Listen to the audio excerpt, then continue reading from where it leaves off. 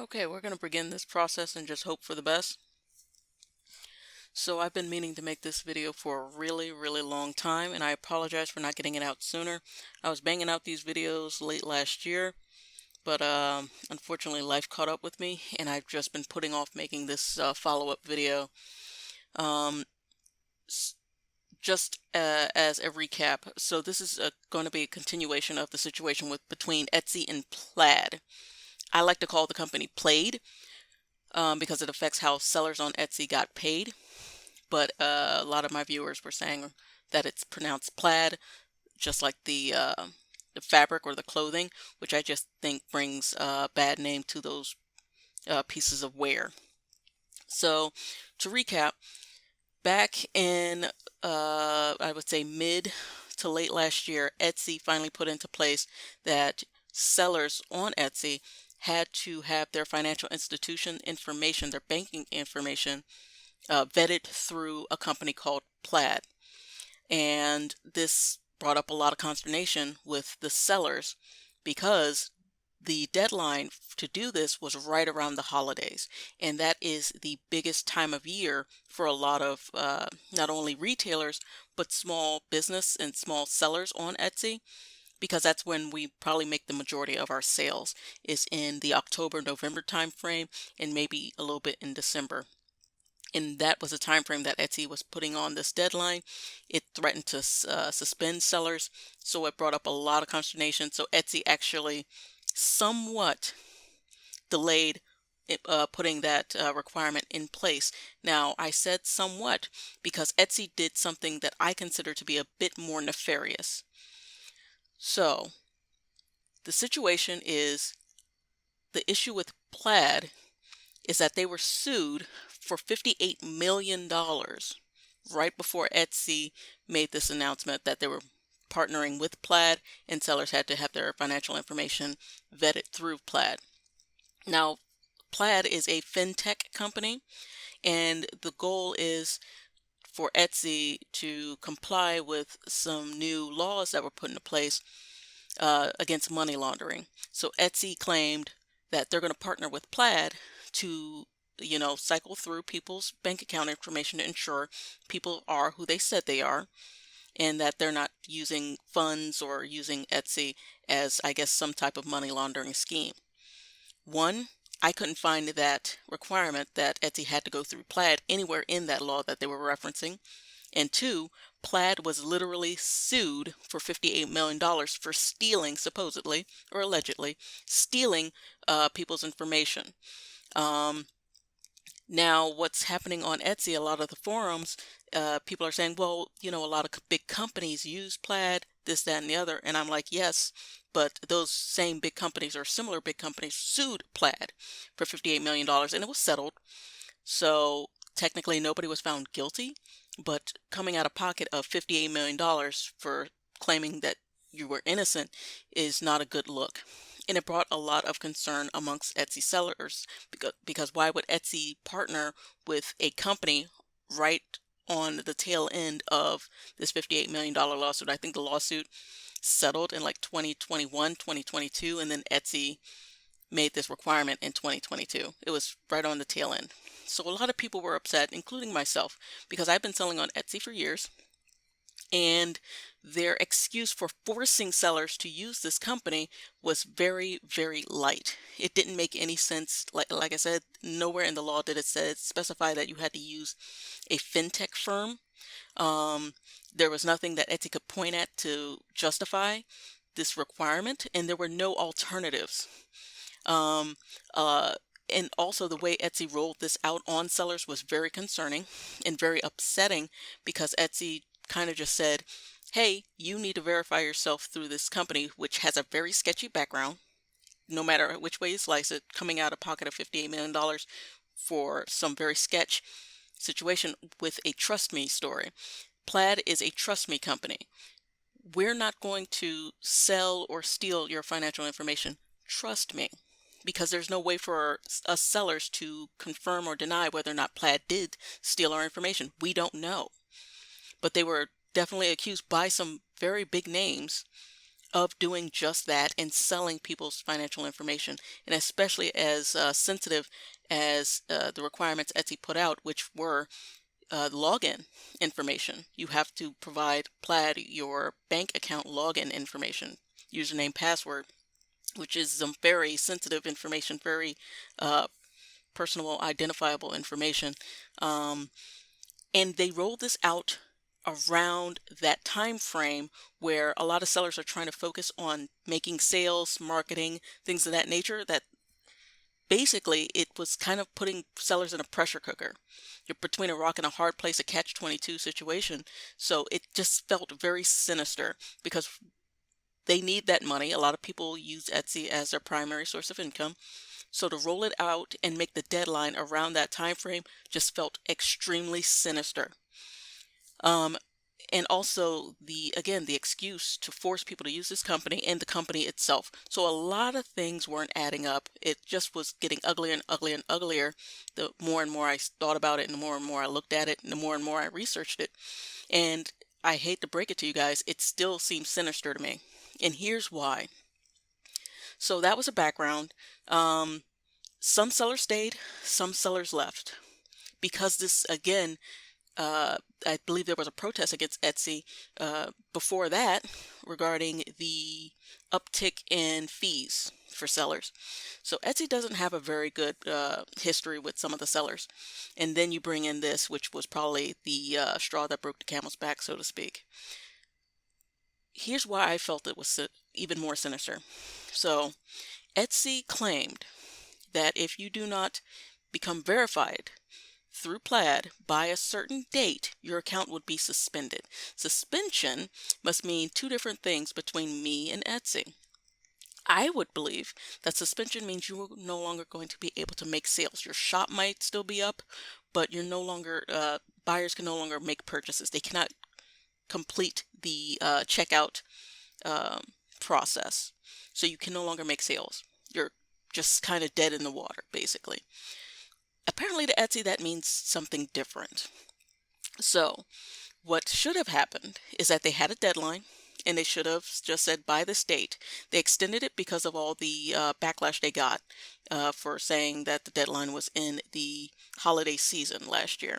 So they extended it into early this year, 2023.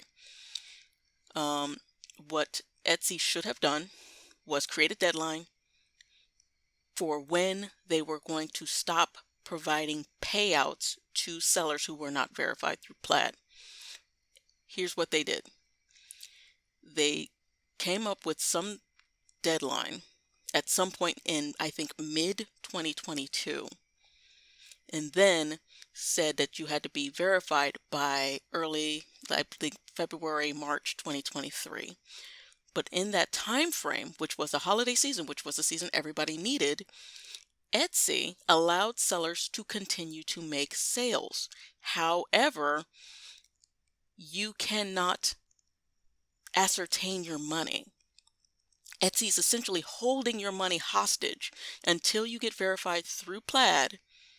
Then they'll give you your money. So in my eyes, Etsy actually puts you even further in a hole. So let's move on here. So I'm looking at a Reuters article here regarding this whole mess in Michigan and how other sellers are losing trust in Etsy, and that's 100% true. The facade or the mask has cracked for Etsy and has revealed them to be just as heinous and insidious as eBay. And don't get me started on that dumpster fire that's trapped inside of a used diaper that's also in another bigger dumpster fire. So before I get even further into this, Plaid, excuse me, I enjoy calling them Plaid. Plaid has expanded, so all their eggs aren't in the Etsy basket.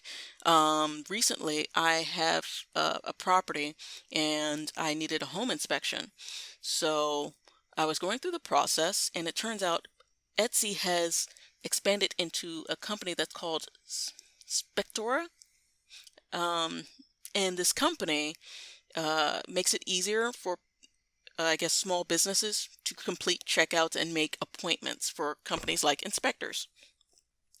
And at the end of the transaction, when I'm ready to pay the home inspector for my residential inspection, it turns out that I have the option to pay with a credit card and pay a technology fee or pay via bank transfer. And guess who that bank transfer goes through? You got it, our best friends at Plaid. And I cannot pay the technology fee. So for a residential inspection, it's usually around $400. So that's what I was looking at. I was looking at $400. But if I wanted to use a credit card, I was looking at a fee of just under $16. But I can avoid that fee if I went through Plaid and went through the bank transfer. Guess which one I chose? I ended up paying an extra $16. So this is gone beyond Etsy in my life. So Plaid is a reoccurring ugly event in my life. So they have partnered together with Spectora, and a lot of small businesses that I guess make appointments use them. And if you try to connect your bank account, it only gives you the option to use username or password. You have to provide Plaid your username and password. I will never provide Plaid my username or password. That's just me. This is a choice I made. If you look on Etsy forums, a lot of sellers feel the same way. Because again, this is a very questionable company, and it again relies on that trust me. I don't know what they're using this data for. Plaid, I believe, claims in their policy, which is extremely long and complicated, as with many of these fintech firms' policies, that this information isn't held. They do not hold it. They do not save it anywhere. And it's just for verification purposes. That's what they tell you. Now, what they actually do with it, who knows? They can say all they want to say. But as we have learned, a lot of these large companies, especially one as big as Plaid, behind the scenes, because this is a very large company, it's just behind the scenes. So if you can just throw out $58 million just to make a hideous lawsuit go away, you know you're messing with a company with some money. So this is a very wealthy company who probably has some very deep pockets and probably also has their finger in a few lobbyist politician pies. So this is some very questionable things. And again, how are you, John and Jane Doe, going to prove when your bank account information is stolen or something bad does happen? How are you going to prove it was Plaid? It could be anybody. It could be the person behind you at the bank who could have taken your information. There's no way you can prove that it was Plaid unless something catastrophic or someone within the company snitches or someone who knows something. You need something very deep out beyond yourself, essentially, to happen. And that's how Plaid got caught the first time. So you have to provide this company your username password. And same thing with Etsy, but Etsy claimed that they were trying to make sellers more comfortable. And instead of username password, I believe the other option was just providing them with your account and routing number, which is also questionable, but less so than username password. But I'm pretty sure a lot of sellers who were desperate around that time frame or probably didn't think about it, that again why it was sinister to do it around that time frame, or have the deadline around that time frame. Very questionable because it kind of forces sellers to do it without thinking. So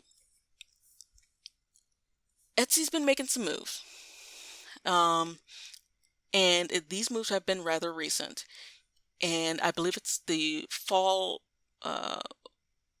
fallback from, or the backblast from this bad publicity that Etsy's been getting for a significant amount of time.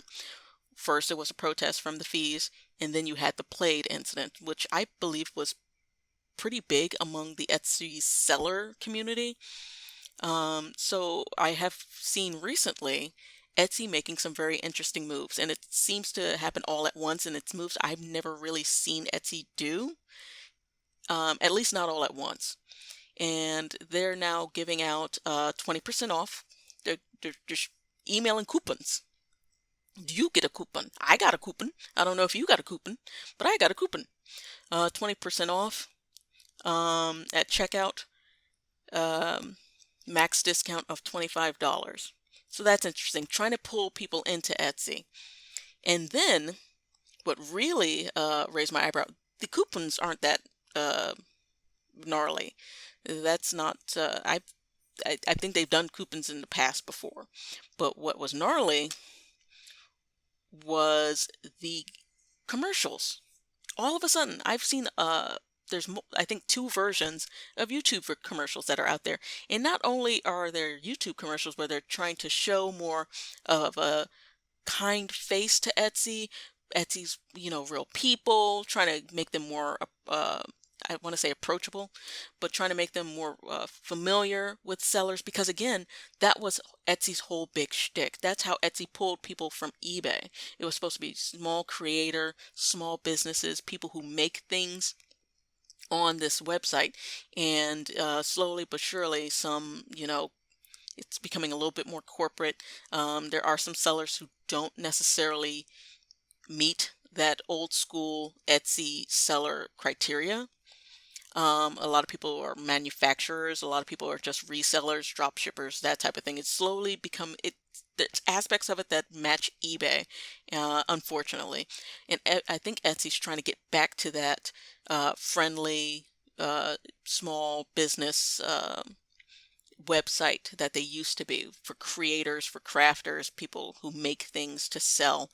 And so recently I've seen two versions of this commercial where they're showing the director, they're showing people behind the scenes of Etsy and things of that nature. But these commercials are nearly 2 hours long. And I'm just like, what are you doing? Where they're trying to talk about advertising and they're trying to make it more community or more communal, where these Etsy employees or I guess professionals are supposed to assist small businesses and they're trying to have classes where they're trying to teach, sellers how to reach out to more people. But these, just an ad, look at this, 2 of 2, because there's two different ads. There's 1 of 2 and this one's 2 of 2, where they're showing people behind the scenes, and it's almost 2 hours long. I think the marketing director or something like that is in the video, and they're just sitting on a couch and, just trying to be your friend, trying to show, the multiple faces, different diversity, multiple females, because females are less threatening. Um, and they're trying to rebrand themselves back to what they were. It feels like efforts are being made, and it's on the tail end of a lot of these new moves that Etsy's trying to make. And not only are they doing, near 2 hour ads on YouTube, coupons, all kinds of things, but they also brought John Legend into this. Now, I don't know if you're a fan of John Legend, but I was a fan of John Legend. I enjoy me some John Legend. Now, I wouldn't go out of my way to go to one of his concerts, but I enjoy his music. He's a wonderful musician. Um, but they brought him into it.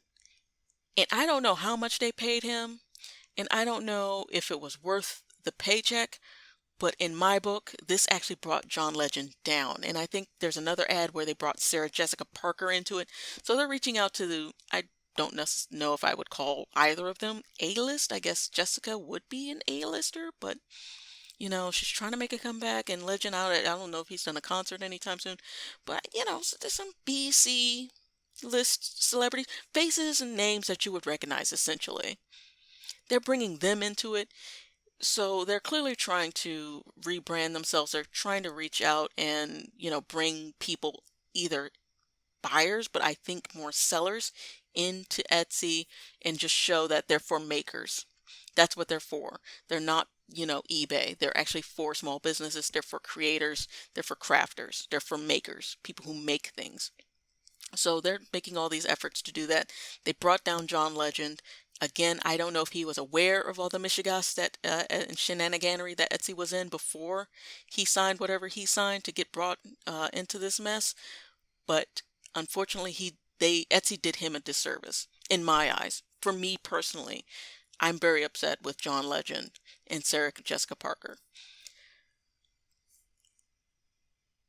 So let's go back to what I was talking about before.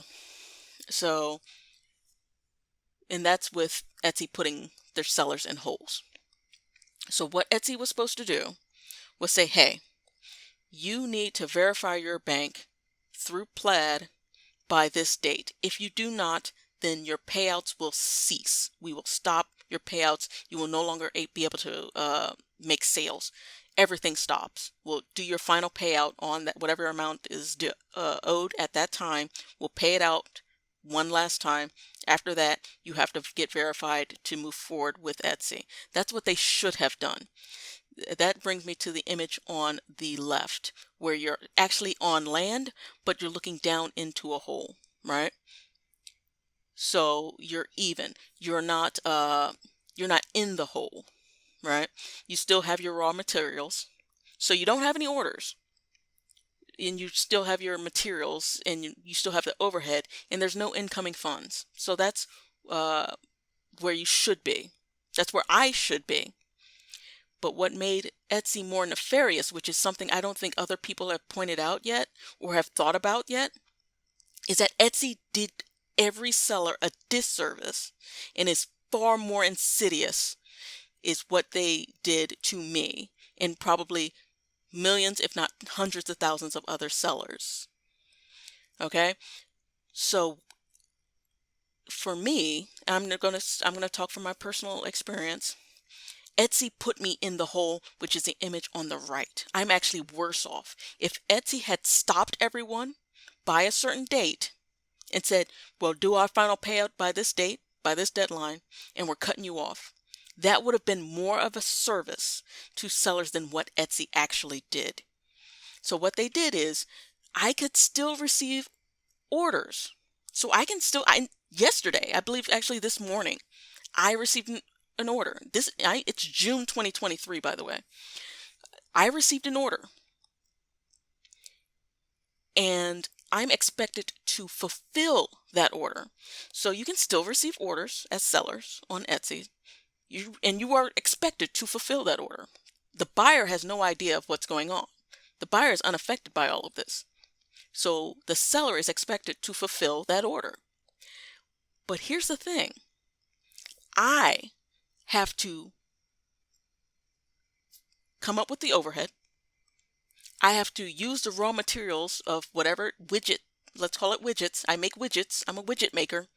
So I have to use my raw materials to make my widgets. Then I have to create my end product. So I have my widget. I have to put in time and labor to create my widget. I then have to package and ship my widget. And Etsy is withholding my money. So I have no funds coming in. And I've made multiple orders.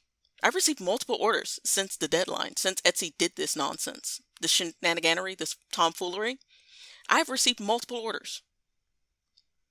Because again, my definition of suspension is different from Etsy's definition of suspension. Because I received an email saying my business on Etsy was suspended. I was told by Etsy, hey, you can't sell anymore because you didn't verify your account, your bank information through Plaid. So you can't sell on Etsy anymore. So I was told my store was suspended. Shortly thereafter, so I'm thinking, okay, I'm just not going to get any more sales on Etsy. Shortly thereafter that email, I get an email saying, hey, you got an order. I think I've made about 4 or 5 orders since I was, quote, suspended, unquote, by Etsy. It's June 2023. Why am I still able to get orders or receive orders when my account has not been verified through Plaid? Because Etsy, again, is doing sellers a disservice. So like I said before, I'm still required to fulfill those orders because the buyer doesn't know what's going on. It's not their fault. So I'm putting in more effort. I'm putting in labor hours, raw materials. So instead of being without Etsy, like the image on the left, where I still have all of my stuff, I still have my raw materials, I still have my paints, I still have my products, I could just sell somewhere else. Etsy is making you burn through those things and pay shipping costs. And guess what? Etsy's definitely taking their fees out of your transactions, but they are not giving the sellers their money. I said, hold up, wait a minute, something ain't right. And then I start to smell them. So it's like a smell like tastes like. I was like, so that makes me wonder, what are the legal requirements for Etsy? Because what they're doing to sellers, what they did to me, I'm also military. So I am the Army War Bunny. I am War Bunny Arts. I am military. And in the military we have what's called immoral, unethical, or illegal. We can't do any of those things when you're in the Department of Defense. You're not supposed to do anything immoral, unethical, or illegal. And what Etsy's doing to sellers, what Etsy did to me, feels like it's immoral, unethical, and illegal. So I need my lawyer friends. If somebody has lawyer friends, somebody can send them this video. If somebody could just reach out and let me know, because something about this seems extremely dirty. And we're going to go further into that, because Etsy is stealing my money. Etsy has my money. They've had my money for about 6+ months, and they're not paying me 1 red cent. So I'm still able to sell on Etsy, but they get to hold my money. And the question I have is, what law, what policy protects Etsy to continue to do this? How long can Etsy do this and get away with it? Because this doesn't make any sense whatsoever. And to what extent can Etsy do this? How long can Etsy hold on to my money and never pay me? And how long is it until that my money, as well as other sellers who are in the same boat that I am, our money gets absorbed into the Etsy piggy bank?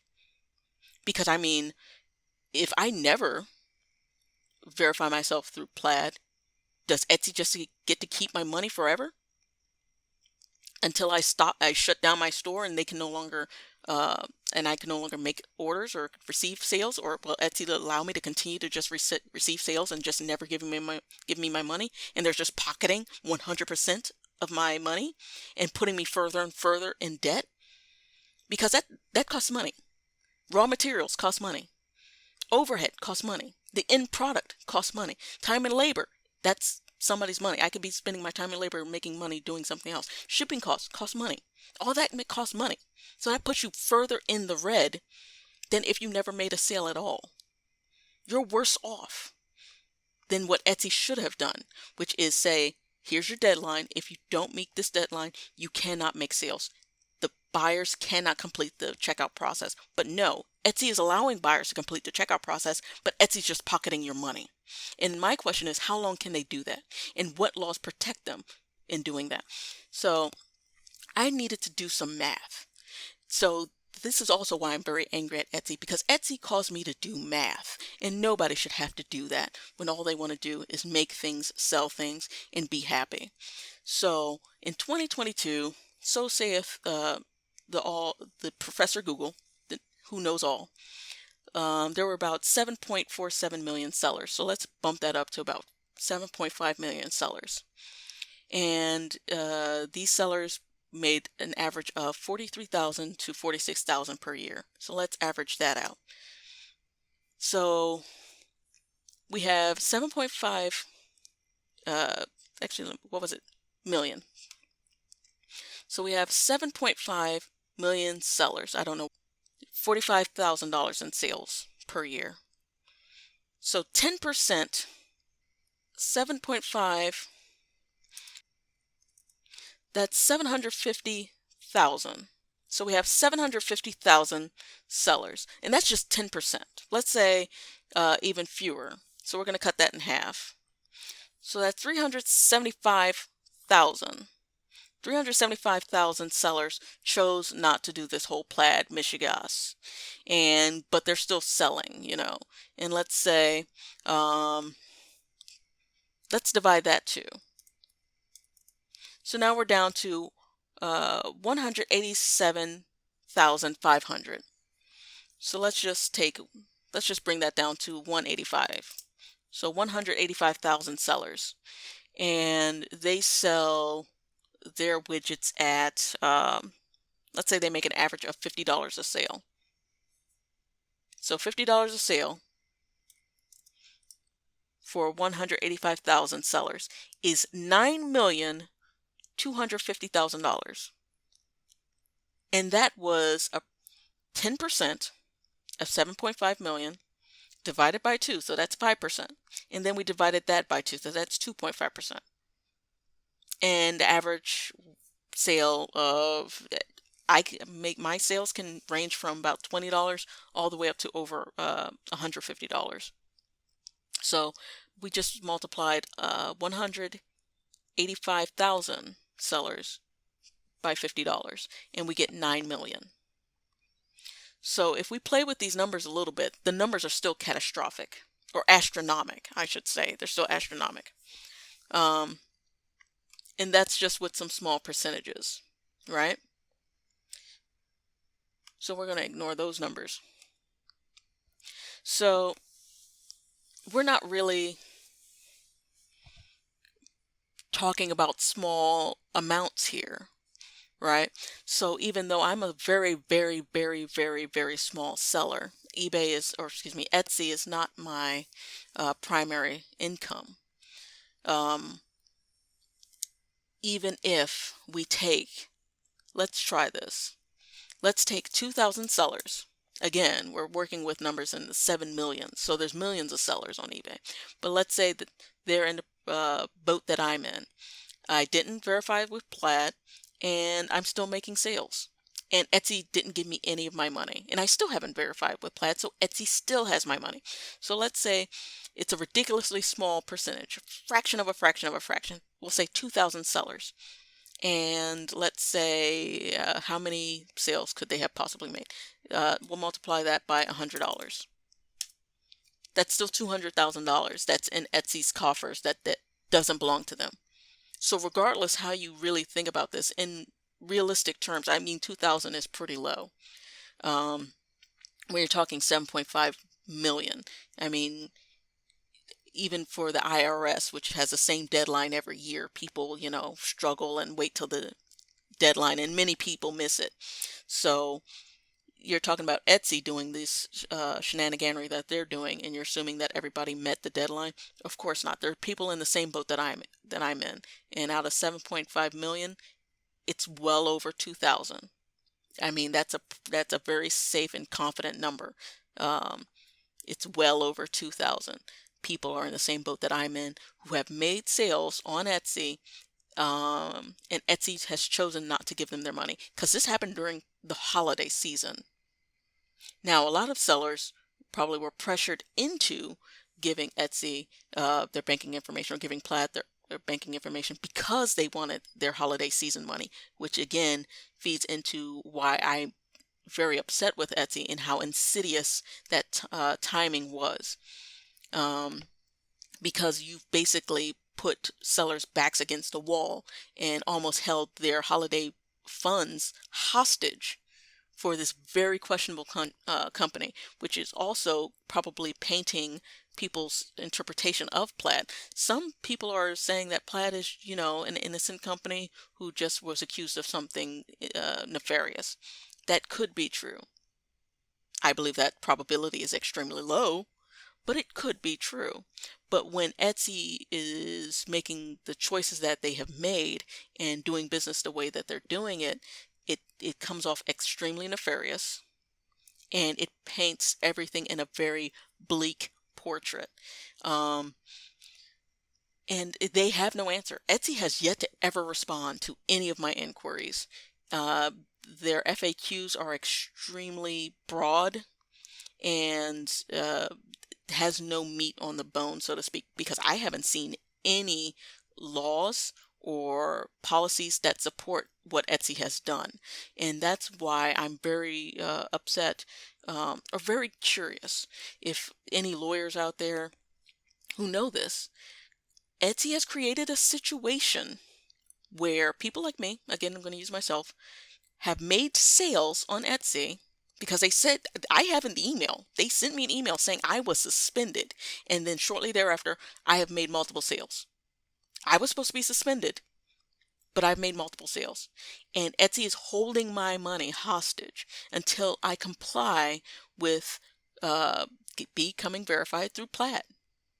And yet the law that they're claiming that they're trying to comply with does not require people to be, I guess, vetted through a fintech firm. So why is Plaid the only option? Because Etsy claims, oh, it's just for us to comply with this law. They keep falling back on that excuse, but the excuse doesn't fit their activities. It's just what they keep saying that they're doing, but it doesn't quite match up. And I'm very curious if there are any laws that can be used to force Etsy to give people their money, because this just seems illegal.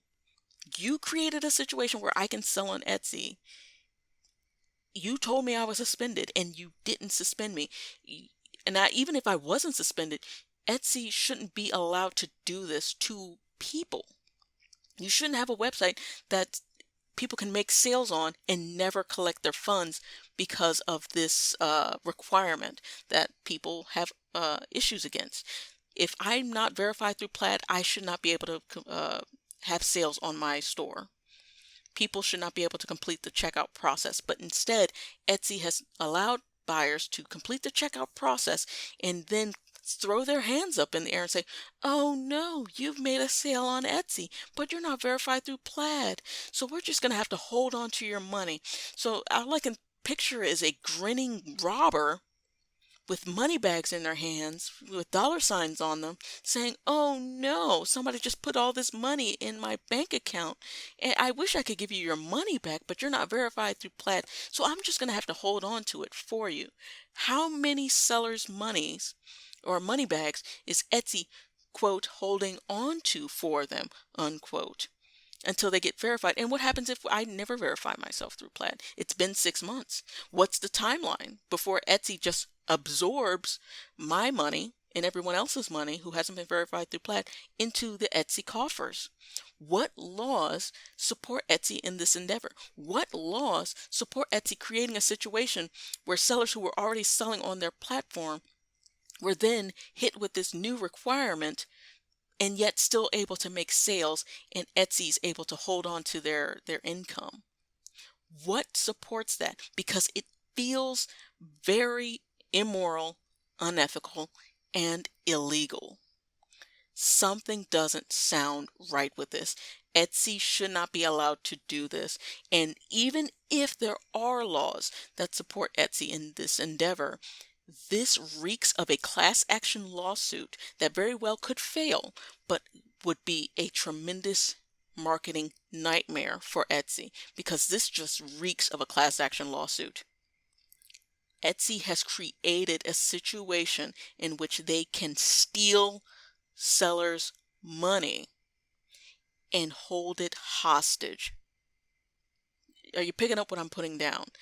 Essentially, as a seller, I would have been better off if Etsy just suspended my account and my store was dead and I couldn't make sales on the store. Instead, they did the exact insidious idea of, I'm still making sales. I made a sale yesterday of $100+ and I will see not a red cent of that sale, and yet I still have to paint the widget. I still have to do everything else. I still have to ship time and labor into the making the product and sending the buyer the product. So I'm out of everything. I'm even further in the hole because of this. Meanwhile, Etsy is a publicly traded company. Etsy has a stock on, I believe, is it the NASDAQ? But it's a publicly traded company.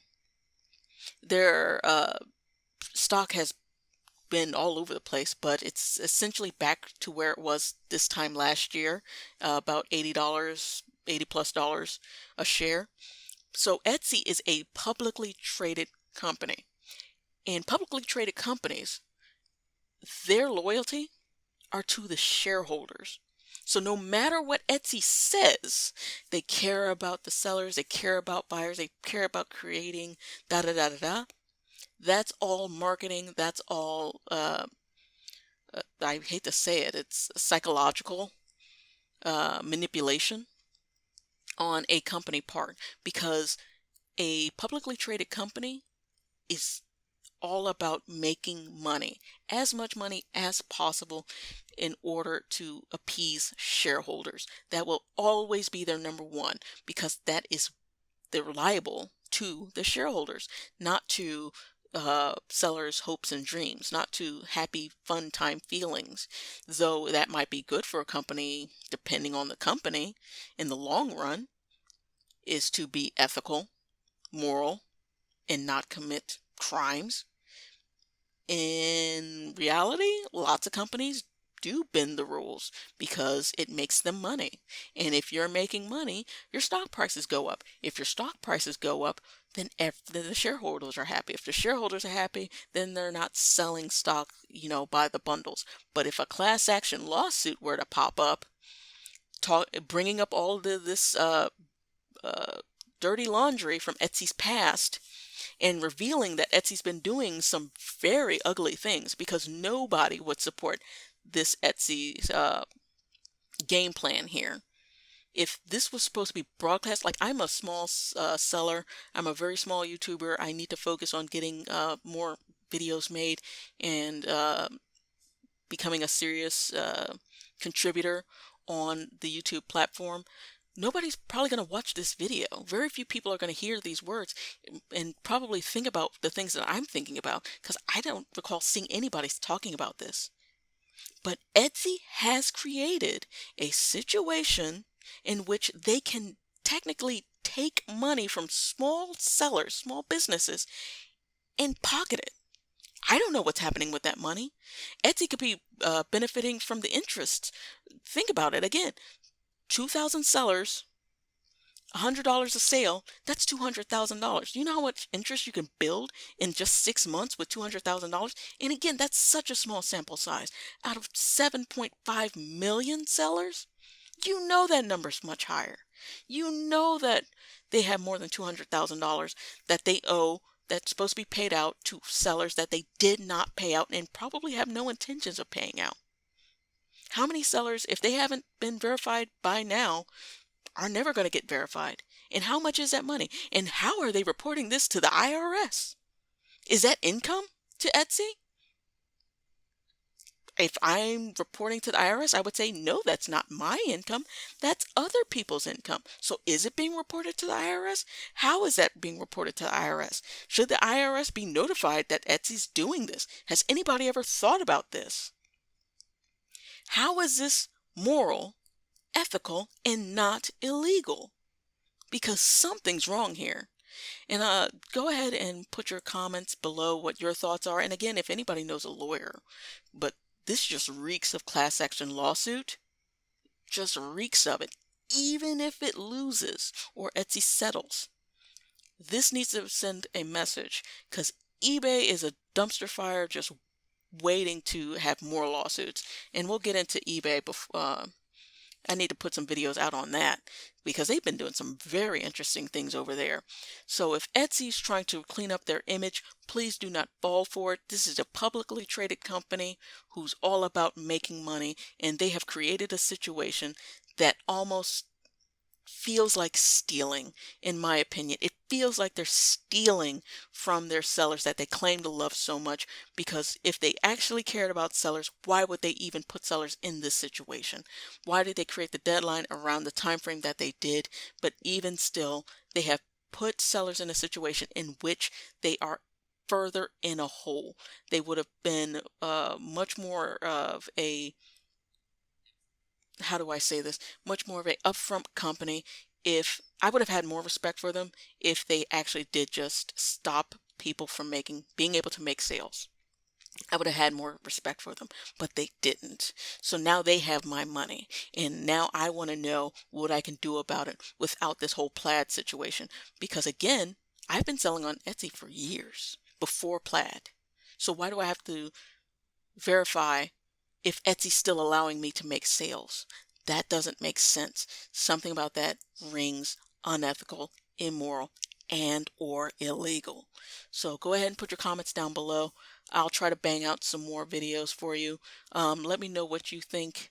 I might redo this video in a more professional manner, but again, like I was saying, this has been gnawing at my brain and I just wanted to get it out. So please let me know what you think. I do have a Patreon because I'm not making money on Etsy. So if you want to support me, please support me on Patreon. The link is below in the description. I'm War Bunny Arts. Too easy to find me on patreon.com/WarBunnyArts with a Z because I like to be silly. I'm so sorry. I'm just rambling at this point. Thank you so much for watching this video if you made it this far. And I hope to do better next time. He had so much rhythm. Okay. He had so much rhythm. Okay. He had so much rhythm. Okay. Because I heard him first. I said, hold on. I said, hold up. Wait a minute. I said,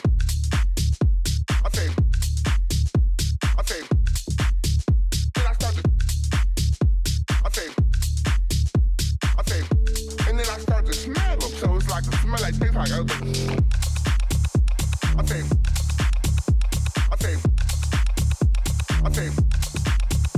I started,